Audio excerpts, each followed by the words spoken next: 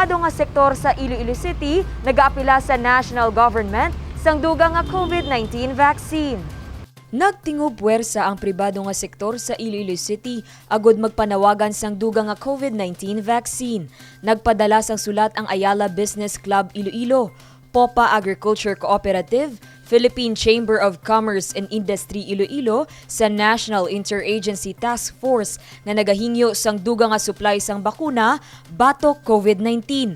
Ginpahayag sang alkalde, masarangan ang dugang nga pagpatigayon sang vaccine rollout sa duha ka mga vaccination centers kung may bastante nga supply sang vaccine nga nagaabot gikan sa national government. Sa subong nakita naton nga kadamo gid sa business sector ta no kay bago lang nabaton ko iya sang Bankers Association. Subong may ara naman sa Panay Federation of Sugar Planters Associations in Panay. Kagapon to ang mga physicians kag ang iban pagid nga mga sektor. I think pangayo gid tabulig kaya mahinay gid aton roll out no. Masarangan sang lokal nga pamunuan ang pagbakuna sang kapin 5,000 tubtob 6,000 ka mga individual kada adlaw bangod madamo na sa mga vaccinators. Magluwas sa taga Iloilo City Government, nagabulig man sa vaccination ang mga uniformed medical personnel kag bisan mga medical practitioners sa pribado nga sektor. Sa subong, temporaryo nga nauntat ang vaccination bangod wala na sang supply. Apang sa tion mag-abot ang dugang nga COVID-19 vaccine, gilayon suguran ang vaccination. Samtang wala pa ang bakuna, kaginhalugan naman ang restriction, ilabi na para sa mga non-essential businesses, may panugya ng alkalde sa publiko. Ang importante gid siguro dapat maintindihan ta nga nag-abri kita not because it is already safe no. The cases are still up. I think we are number 3 in the whole of Region 6, no? Naunahan ta na ang Negros province. Cases are still up, but we have to open because we also have to make sure that we balance the requirements of our health at the same time the economy. Amo na nga siguro doon talang we follow the health protocols. Ang pagbukas sa mga non-essential establishments kapag halog sa mga restrictions ang epektibo subong adlaw. Dane Raffles para sa Level Up Patrol. Philippine Chamber of Commerce and Industry suportado ang liwat nga pagbukas sa mga non-essential business. Bugos ang suporta nga ginahatag sang Philippine Chamber of Commerce and Industry Iloilo sa lokal nga panguluhan sa syudad, ilabi na subong nga tion sang pandemya. Suportado sang PCCI Iloilo ang desisyon sang alkalde nga liwat tugutan nga maka-operate ang iban nga mga non-essential businesses. Kung ang pagbukas ining mga non-essential businesses makabulig agod makapabalik sa aton ekonomiya kag makahatag sang pangabuhian sa aton mga pumuluyo, kitang nagasuporta sini. Padayon man nga nagapangita sang pamaagi ang business sector agod makabulig sa mga pumuluyo sa syudad nga lubos na apektuhan sang pandemya ilabi na sa mga nadulaan sang trabaho.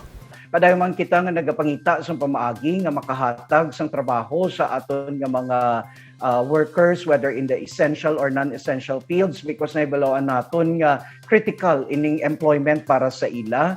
We try to find ways and still work within the boundaries of observing the necessary health protocol. Pahanumdom ni Peña Florida sa publiko, ilabi na sa tagdumalahan sa mga liwat nagbukas nga mga establishmento nga strikto magsunod sa pagsulundan sang syudad. Kita ang dapat magsunod sa necessary health protocols, magasunod man sa capacity requirement nga ginaset lang anay sa atong local government, no? Because while ini gina-allow hindi full blast, may ara lang ini nga certain percentage nga di padayon naton ini nga obserbar because nagapati kita nga dapat sustainable ang aton ekonomiya, sustainable ang aton pangabuhian, hindi pwede nga close open lang kita, no? So ini aton ma-ensure regardless of the whether it's MECQ, GCQ, MGCQ, ini aton nga ma-maintain kung padayon kita nga nag-obserbar sa necessary protocols, no? So hindi kita magtipid sa pagsunod sini nga mga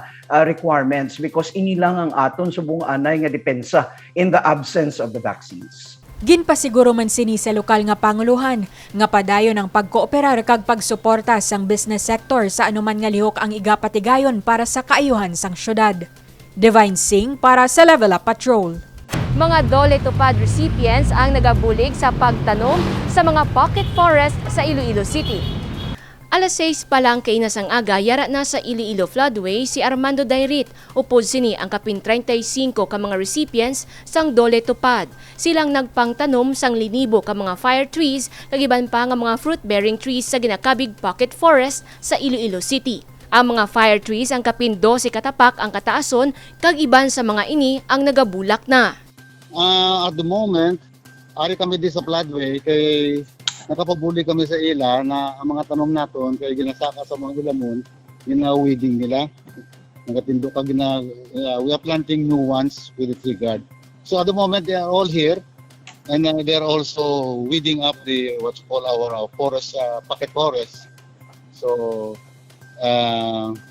with the help of the Dole, this project, I don't correct me if I'm wrong, is coordinated by Ma'am Raisa Trenas sa Dole, and then Gab Ubadhay gave us the slot for this. And I believe ang sa kabarangay din, barangay they are also helping on the other side. Bisan may ginapangatubang nga pandemya, wala nagauntat ang trabaho para sa pagpadamo sa mga kakahuyan sa pila ka mga lugar sa syudad. Kada adlaw, kapin 300 tubtob 500 ka mga lisos ang kahoy ang ginahunol sa Kaingin Nursery. Apila lang ni Dairit sa mga nagapuyo malapit sa mga pocket forest sa syudad. I like to call the owners of the cows and goats. Damo sila di. They have to have a konsensya na hiktan man nila ang mga kanding kag ang mga kalabaw nila, ang mga baka nila. Na hindi sa taon sa ano. Ginkalipay naman sang alkalde ang padayon nga pagpangtanom sang mga kakahuyan bisan may pandemya. I am very happy that Dole, through Secretary Bebot Melio, has given us some funds para nga mausarta sa Dole Tupad. Ang iban nga Dole Tupad ginausarta para sa registration sa vaccination. Ang iban man ginausarta sa upod sa kay EA Armand Dairit para mag-ubra sa mga mini forest, no? We are trying to go on with improving the city even if we are under a pandemic. Siguro doon talang ang tanan nga health protocols ginasunod. Humalin sang nagsugod ang Pocket Forest Project sang nakaligad nga tuig, may kapin 20 mil na ka mga kahoy ang ilan na tanom. Ini amo ang mga fire trees, kawayan, kag fruit-bearing trees. Ini ang makitaan sa mga circumferential road, sa mga bakante nga lote malapit sa Iloilo River Esplanade, Iloilo Floodway, kag bisan sa mga barangay. Jennifer Garcia Hernandez para sa Level Up Patrol.